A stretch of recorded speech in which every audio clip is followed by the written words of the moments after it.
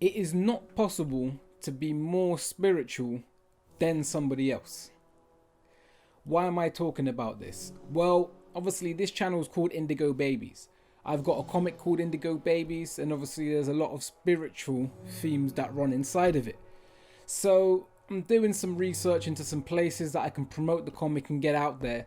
And I've seen that there's quite a lot of people hating on the Indigo children kind of movement. So I'm looking into it and just scrolling down comments. And the thing is in a way I had to agree with a lot of what was being said.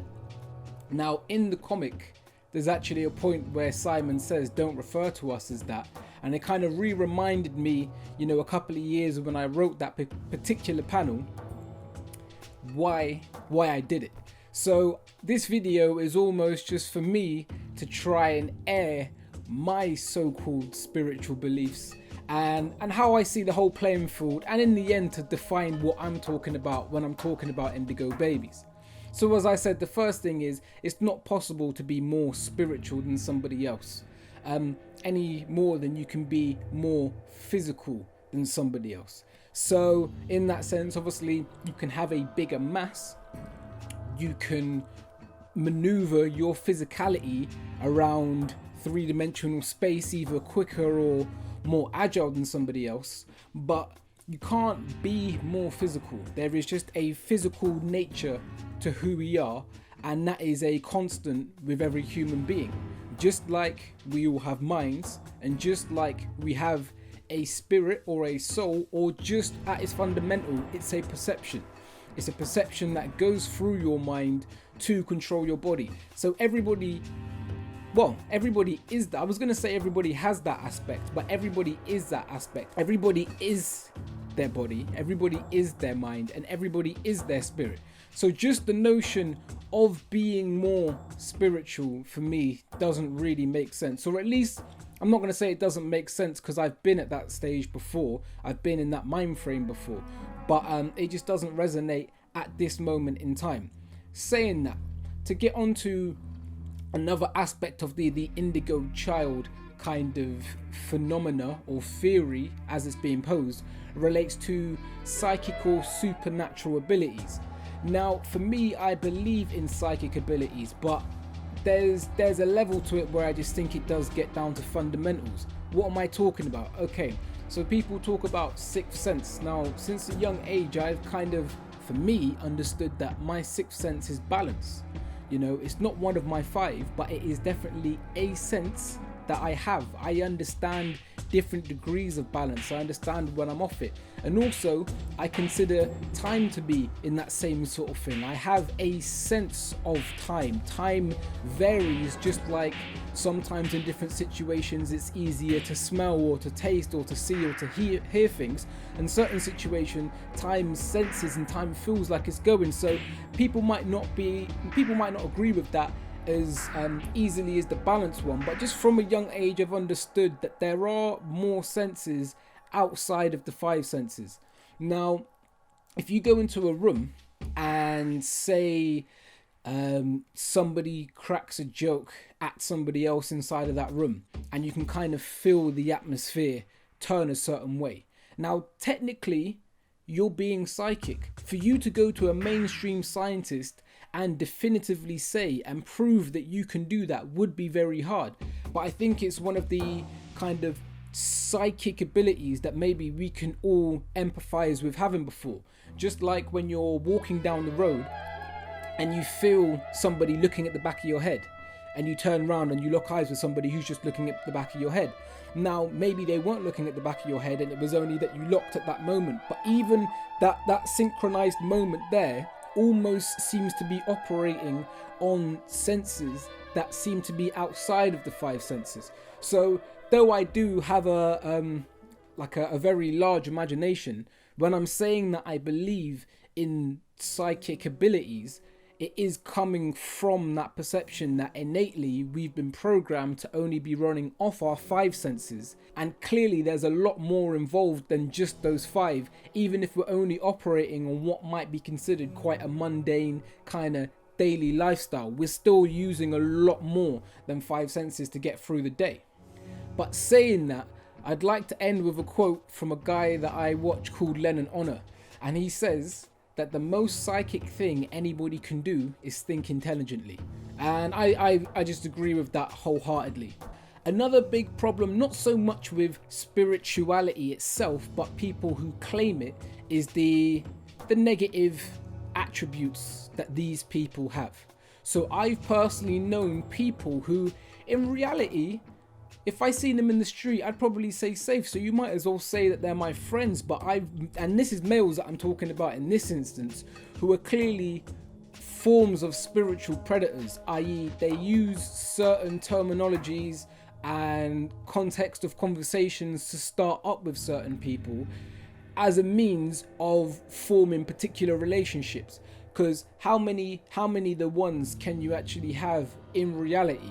And obviously it gets to a certain point where it's only because that particular, in this instance females, doesn't know the extent of your full backlog, which would take all the spirituality out, spiritual connotations at least, out of what you're saying, out of what you're implying, your relationship is based on. So that's another thing that, I was seeing online, and it's like, I can't argue with that a lot of the people who try and claim some sort of spiritual high ground, when it comes to males, quite a lot of the time these people are actually spiritual predators. It's just a form of bait, it's a technique, there are different techniques, different predatory techniques when it comes to trying to attract women towards you. And I'm sure the spiritual predator technique is an age-old one, from the formations of religion, people have blatantly been using it. But as we kind of enter this technological age, it's taken, a slightly different form. I don't know, I'm not that old, so maybe I don't know what I'm talking about here, but I definitely see what some of these people are talking about online, when pretty much people are just gassing up their own egos as a form to kind of assert themselves. It's become like a different form of fake assertiveness, where some people might try the bully man tactic and try and go on a physical domination. This spiritual domination, and I suppose there's also a mental one as well, people who try and belittle people in terms of intelligence as a way of commanding authority in a situation, and then to try and dominate females afterwards. So that is another thing that I think is just completely out of the context of what I'm trying to present when I'm delivering my stories. And on the flip side of that as well, I've seen a lot of time with females, when they kind of take the negative spiritual high ground, it forms a form of spiritual vampirism. And so what I find with that one is where, again, a set of conversational foundations can get laid, and then in the end you see people being taken advantage of. And in this instance, where the roles are kind of reversed, the males feel like they're getting some sort of spiritual reward. Maybe behind closed doors they are being able to maybe talk about things that they can't talk about with other people, and they're being able to get some sort of emotional support that they don't feel like they had otherwise. But the fact that it kind of comes at the cost of all these other things, basically other forms of passive abuse that they're taking, again, when put into that context, completely takes the spiritual connotations out of it. Because if it was truly coming from a loving place, there wouldn't be all of this disrespect and public undermining that kind of comes along with this relationship. So it definitely comes on both ways, and I can definitely see how if either a male or female had got into this relationship, whether it be with male or female, so whether it be intimate or just friendships, because again, that's a big part of it. People go through changes, they try and change their friendship group, and then they end up a little cog in somebody else's plan. Some people might call that a cult. So when people end up in these cultish situations, and maybe they've traveled distances to get away from what they were previously involved with, like previous negative situations, and then they've gone to this place thinking that they found a new brotherhood or a new sisterhood, and then in the end it's not that situation. But because they weren't coming at it from a critical point of view, it's just that the conversational context, the trigger words that were used basically did something to their emotions, and maybe a part of their mental capacity, but like the subconscious bit of it, they're now allowing themselves to be in these situations without kind of regressing back, without saying, actually, this wasn't what I was about. And when people finally get out of those situations, if they then hate everything associated with it, or at least have a negative kind of thing to the context, i.e. they've now associate the trigger words with just straight negativity, I can completely understand that, to be fair. I can see where that's coming from, and at that stage, I don't really feel like there's an argument to justify it, because it's definitely something that's been abused. Now, to get into the reason why I actually called it Indigo Babies and what my view on the whole Indigo Children thing is. Now, the simple reason of why I called it Indigo Babies is because I had to have a title. I had to pick a title, and that was the title that I ended up picking, kind of in association with the Indigo Children theory. Now, before I'd even heard of Indigo Babies or Indigo Children, I'd kind of already decided that for me, my own personal science was the way to kind of better things, was to have a direct emphasis on the next generation, whatever that means to you. I've had plenty of positive opportunities because of people who were directly focused on giving the younger generation an opportunity. And ever since I think the first set of teaching I did, I was 9 years old, teaching kids who were 6 years old. And then when I was in my sixth form, I was teaching people in year 9. And then when I started my company, we've always had training programs which are involved with people younger than me. And I know for a fact that I've got a lot more tolerance for people who are younger than me than for people who are older than me. So it's just kind of my general being is around giving younger people an opportunity in the same way that older people gave me an opportunity. And because this particular notion came from the fact of the next generation, that's what it appealed to me. In terms of the specifics, I think that the internet in and of itself has created what was prophesized inside of that. And essentially, I'm not saying nothing more, nothing less, but I just think that that is the biggest part of it. When the woman who actually originally wrote the theory was talking about kids, she was there in like the late 70s, I think. And the connection that she was talking about, all of us as a generation have it, is the internet. And when you actually stop to think about how nuts it is pretty crazy. A lot of things that wouldn't have been possible a long time ago are now, as it relates to people being aware of other people who have their opinions, who are like them.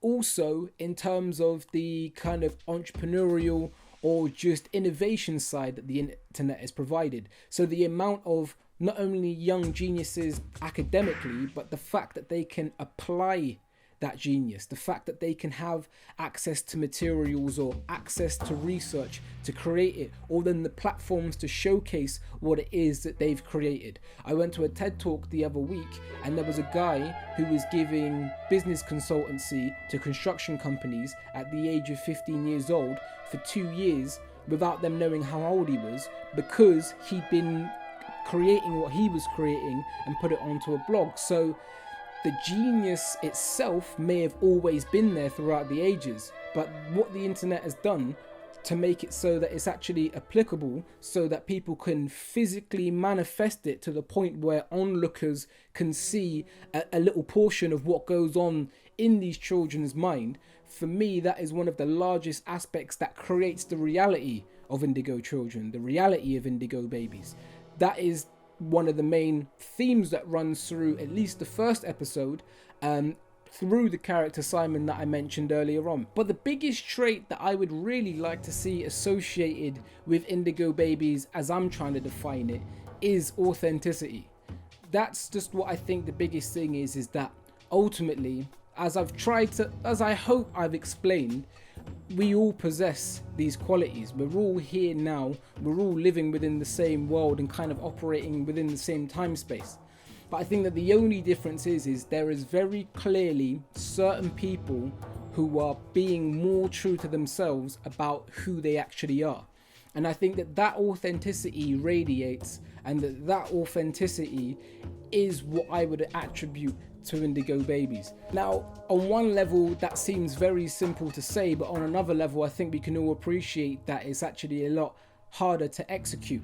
So that very simple trait, that very kind of simple set of actions, that is following what you want to do and doing exactly what you want to do, irrelevant of what religious or cultural structure you were born within, whatever your family situation was, what social group you ended up finding yourself in school, or what career it is that you're driven to go and do.